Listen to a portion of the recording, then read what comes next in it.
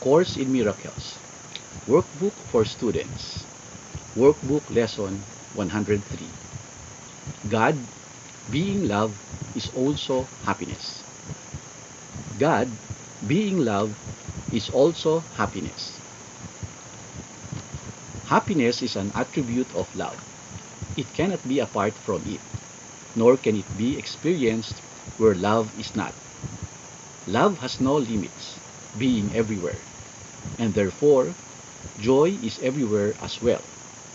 Yet can the mind deny that this is so, believing there are gaps in love where sin can enter, bringing pain instead of joy.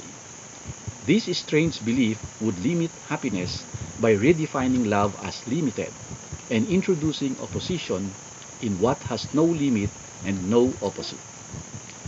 Fear is associated then with love, and its results become the heritage of minds that think what they have made is real. These images, with no reality in truth, bear witness to the fear of God. Forgetting being love, He must be joy.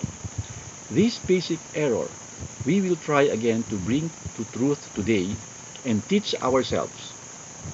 God being love is also happiness. To fear Him is to be afraid of joy. Begin your periods of practicing today with this association, which corrects the false belief that God is fear.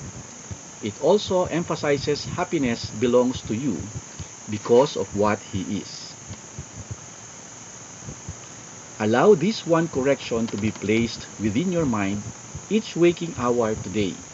Then, welcome all the happiness it brings as truth replaces fear and joy becomes what you expect to take the place of pain.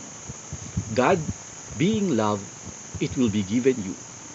Bolster this expectation frequently throughout the day and quiet all your fears with this assurance, kind and holy truth. God, being love, is also happiness, and it is happiness I seek today. I cannot fail because I seek the truth.